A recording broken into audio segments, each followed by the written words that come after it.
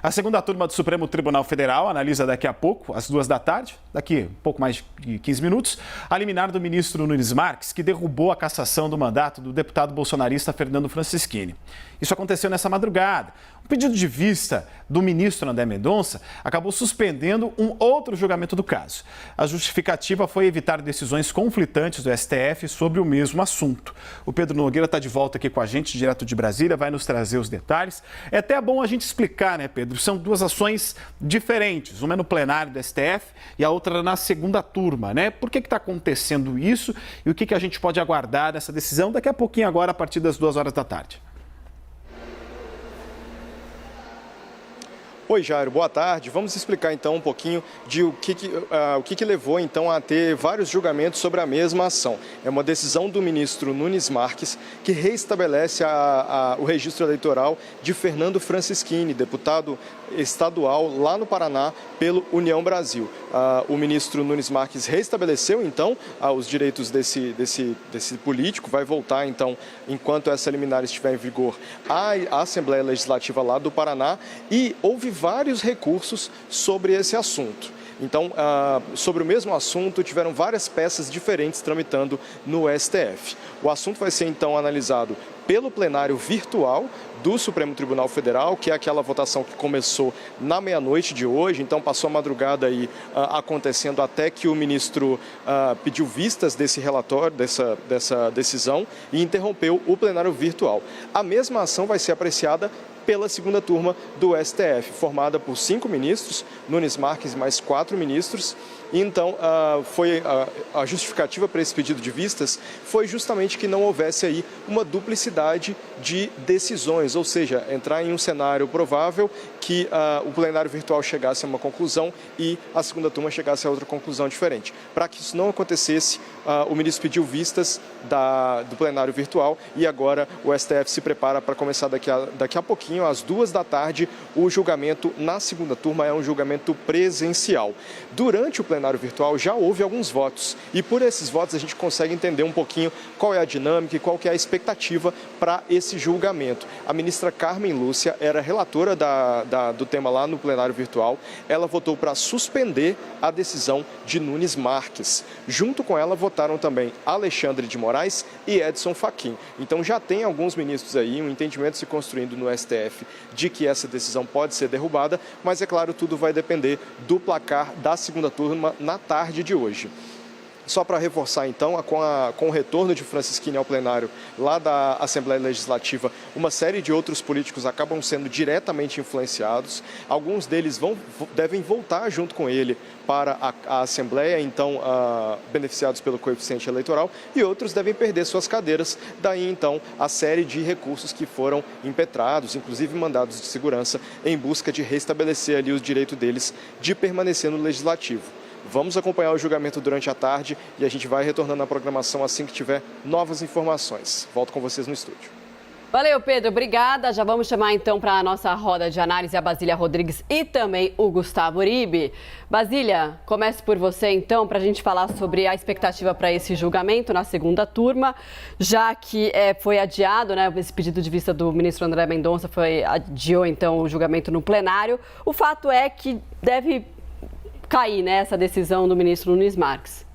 Se não tiver nenhum pedido de vista também na segunda turma, né, algo que possa interromper o julgamento também no grupo de 5 ministros, né, na segunda turma, sim, a tendência é que esta decisão do ministro Nunes Marques, que devolveu o mandato ao deputado estadual Fernando Francischini, seja derrubada. Esta é a avaliação de diversos ministros com quem a gente vem conversando. Há um entendimento de que a decisão de Nunes Marques causou uma crise institucional, né? Porque ele acabou passando por cima de um entendimento, passando por cima de uma posição do judiciário de combater as fake news, em especial aquelas que são espalhadas por políticos, por pessoas que conversam com o eleitor, conseguem conseguem seus votos, chegam ao mandato eletivo e, uma vez confirmados, né, nessa posição de político brasileiro, acabam utilizando mal do seu cargo, espalhando notícias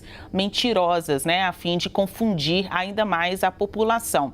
Houve esse entendimento pela Justiça Eleitoral. Francisquini foi condenado pela Justiça Eleitoral, mas o STF, como via recursal, acabou derrubando, por meio da decisão de Nunes Marques, a decisão da Justiça Eleitoral que havia cassado o mandato de Francisquini. Bom, o que a gente deve confirmar hoje, né, deve acompanhar hoje, é que outros ministros também vão falar sobre este caso, além do que tudo já sabemos sobre o ministro Nunes Marques. Esta é a grande diferença de sair do plenário virtual e ir para a segunda turma. Se antes havia uma expectativa de que essa decisão iria cair, só que sem muitos embates, sem manifestações públicas, né, de voz destes ministros, agora, como o julgamento vai ser mesmo